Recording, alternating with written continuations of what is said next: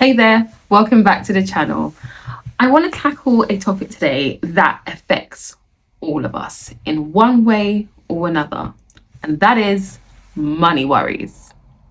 There's been so much research on money worries from different aspects, from the psychological and physical implications worrying about money has on us.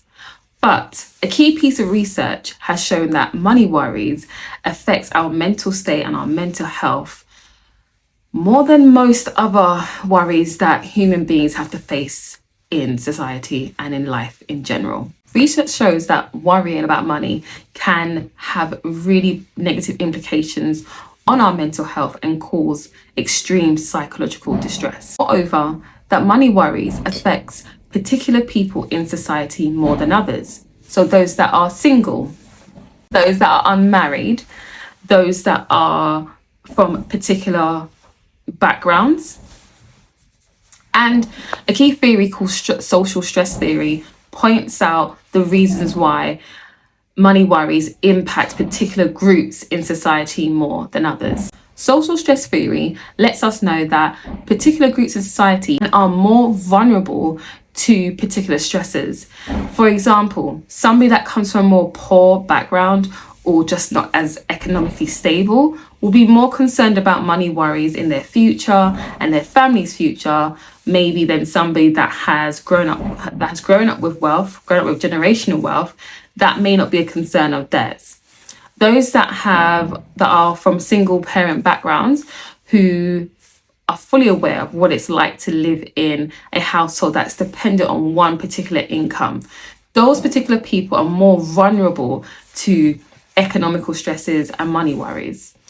So it's not all doom and gloom, guys. We can do something about that. Famous YouTuber Andrew Kirby really discusses how money and building wealth is more a skill set than just a state of being. Building money and understanding how money is spent, though, is another thing. So if we look at understanding money as a skill set, it's something that we can acquire. It's knowledge we can acquire and put to action to ensure that our money worries become less and less. So let's start off with mindset. Mindset, how we see, think, and behave with money. So The Psychology of Money by Morgan Housel has been a great indicator of how we think, see, and behave with money. As Morgan Housel puts it, our behavior with money is dictated by our mindset, which in turn affects our bank accounts. But the fascinating part about Morgan's message in this book is that a lot of us spend our money according to what we see around us. It's based off other people's perceived wealth and what we think we need and what we think we want to do with our own. Our financial state can lead us down a path that isn't positive to who we truly are, but it's based on what we think society says we should be by now, by whatever age you are currently at right now. We are surrounded in a society that is continually bringing us content, images, information about those that have created massive amounts of wealth. Houses, cars, stocks and shares, savings accounts, you name it, we see it. We have the Kardashians flashing their beautiful reality star lifestyles. We want that. And the issue with that is, when is enough for us? When do we say, actually, that person over there has that, but for me, this is all I need? So the question you need to answer today, what is your enough? Where do you want to get to? And if you do have a financial goal and a financial plan, really think about, where has those ideas come from? Is it something that's really true to who you are? Or has it been a binge watch on the Kardashians and you just thought, yes, I would really love Kim Kardashian's grey car collection, and that made that. Now, I'm not an accountant. I didn't even study money like that, but I am a person that was caught up in consumerism and unfortunately caught up in debt. I looked at a lifestyle I wanted, tried to attain it, and to be fair, the only thing I attained was a lot of debt and momentarily happiness. So let's really think about it. What's some of the things that we can do right now, today, to adjust our mindset around our money and therefore reduce money worry? Living below your means. While there are countless tips and tricks, and there's loads of YouTubers on here talking about how to live below your means, only you really know how to live below your means, because only you really know what it is that you can afford and what it is that you're able to purchase and save on every month. Therefore, for example, start by evaluating your own situation. What's coming in versus what's going out. Expenses that are fixed that you have to pay, and maybe some expenses that are a bit more flexible. Maybe you don't need the Netflix subscription. Maybe you don't need that Spotify subscription.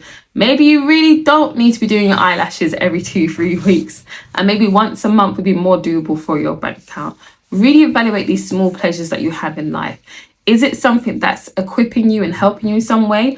Or is it something that's just taking more money out your account, which you could be investing or you could be putting towards a different dream that's more meaningful to you? However, reducing expenses can only go so far. So it's really about us considering how can we improve and bring in more money. It's just that simple. Once you've done your own expenditure, your own budgeting and your own understanding of what you think you can afford, if you feel like you're still strapped for cash and you still need more, let's look at other avenues which you can bring in income without spending maybe even too much time in it. Look at upskilling yourself. Look at all your skills, not just the skills you do on a day-to-day, maybe in your mainstream role, but your other skills that you love doing, maybe through your hobbies or just activities that you enjoy. Maybe you love taking photographs on the side, and maybe you could probably teach someone that particular skill set. You can set up your own course. You can start a YouTube channel. You can do so many different things. And I really think it's important for us to not just narrow down on the skills that we use every day, but maybe the skills we've kind of overlooked that could be quite lucrative for our lives. I've created 2 digital products that I think would be great start for you to acknowledge where your skill sets are. Both of those digital products are down below. One is the Bounce Back Guide, which you can download and really assess where you are at in your career, but also explore your other skill sets that you probably just have overlooked. Then my YouTube starter pack, for any of those that are interested in starting YouTube. This is a starter pack that really helped me to start my YouTube channel and to really get myself going, not just saying I'm going to do it, but actually doing it. Building multiple streams of income right now, to be fair, is a way of life. It's no longer just an idea. In the economic crisis that we are facing, which has really come on the back of different political situations such as the UK and Europe Brexit, but also COVID, having multiple streams of income is now a must. It's no longer a if or but or maybe. We have to. A lot of us are not earning those massive tech salaries of 100k and plus.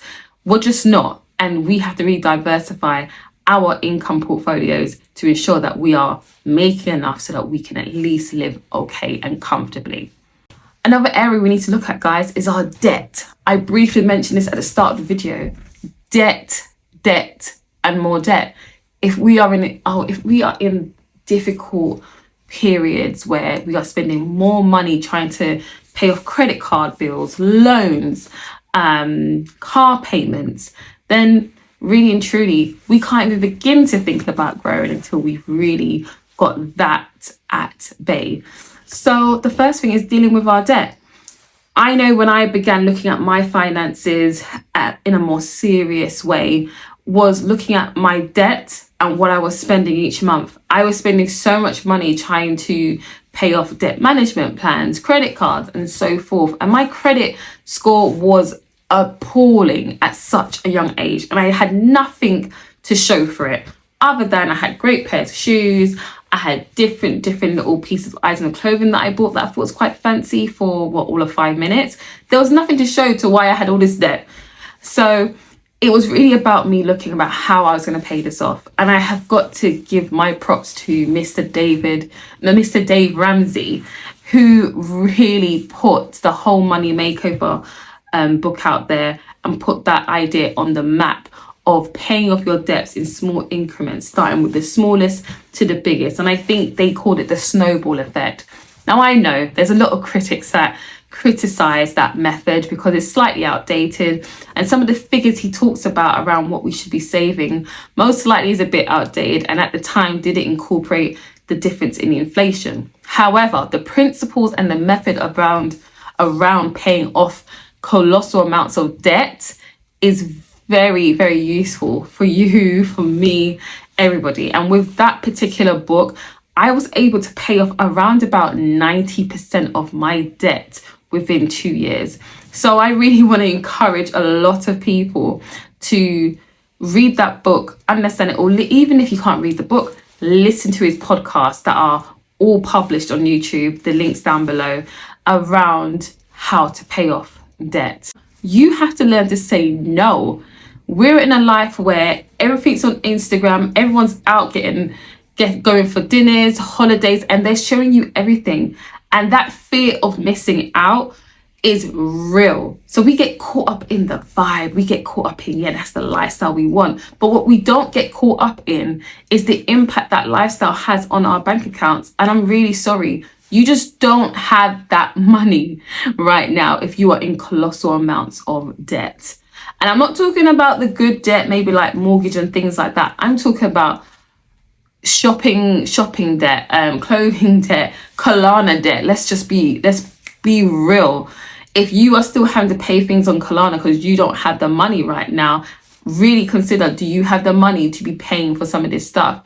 It's a great method to be able to pay off things over time, but really and truly, do you have that budget? So it's really important to learn to say no. No to the holiday, no to the random dinners, no to the, oh, let's just go and have brunch every single Saturday. It's a no. Get your life in order, get your accounts in order, get your mindset and behavior around money in order by saying no. Looking at our savings accounts. And the reason why I'm talking about saving accounts right now is because we are in a particular crisis and banks have shot up interest rates. What they have done to try and combat the difficulties around that is give us high interest rates on saving accounts. Now, I can't speak for everyone around the globe, but I know in the UK and Britain right now, a lot of savings accounts are around about 4% and up. I think it would be great for anyone that's thinking about putting in existing money or they want to pay money into a savings account, into one of these high interest savings accounts, because I cannot lie to you, I've never seen so much money come back to me in some of my savings accounts. They have been really useful, really helpful. And if you've got a certain amount, you're going to see the benefits of these interest rates that are literally just topping up your saving account every single month. So whether it's your upbringing, whether it's external factors to what's contributing to our money worries, it really doesn't matter. We have to get a handle on that. We are responsible for ourselves and our own money worries. And despite the research saying, you know, it's more prevalent in particular groups in society and maybe potentially particular races and genders and so forth, money, building wealth and building money is a skill set. And I know it's a skill set that I have been delving into and learning more and more about.